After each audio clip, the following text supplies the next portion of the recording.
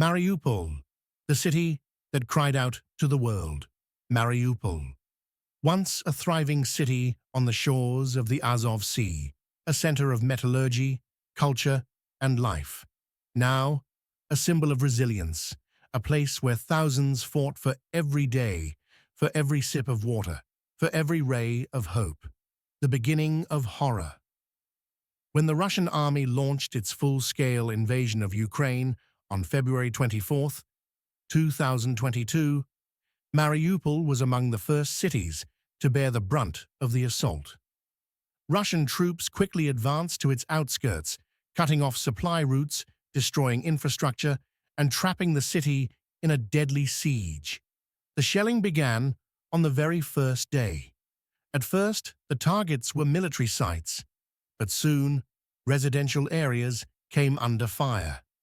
People barely had time to react as their ordinary lives were torn apart before their eyes. A city in flames.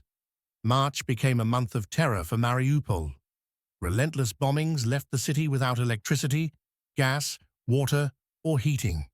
Thousands of people were forced to live in basements, hiding from the deadly metal raining down from the sky. One of the most horrific events was the attack on the drama theater on March 16th. Hundreds of civilians, mostly women, children, and the elderly, were sheltering there. The word "children" was written in large letters on the ground in front of the building. But it didn't stop the Russian bomber. The airstrike destroyed the theater, burying dozens, if not hundreds, of people under the rubble. Another tragedy was the maternity hospital, bombed by the Russians. A photograph of a pregnant woman being carried out of the ruins spread across the world. She and her unborn child did not survive. Azovstal, the last stronghold.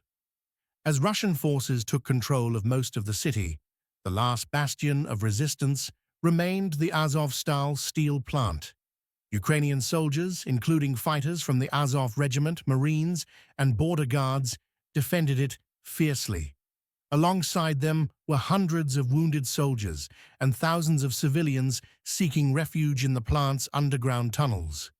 Without water, food, or medicine, they fought for survival for months. Every day, bombs rained down on them. Rockets struck their positions, and the enemy attacked with all kinds of weapons.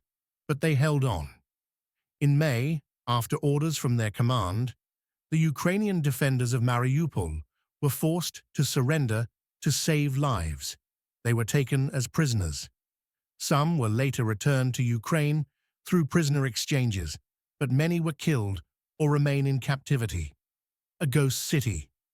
After Mariupol fell, it turned into ruins. Estimates suggest that over 20,000 civilians were killed, though the exact number remains unknown. Bodies lay in the streets, buried in mass graves or trapped under collapsed buildings. The occupiers began demolishing destroyed houses, erasing evidence of the catastrophe. But Mariupol remains in the memory of the world, as a city that cried out for help but was not heard in time, a symbol of unbreakable spirit. Despite everything, Mariupol has not been broken. Its residents are scattered across Ukraine and beyond, but they dream of returning. Ukrainian soldiers have sworn that Mariupol will be liberated. This is not just a city. It is a wound that still aches, but one that will heal when justice prevails.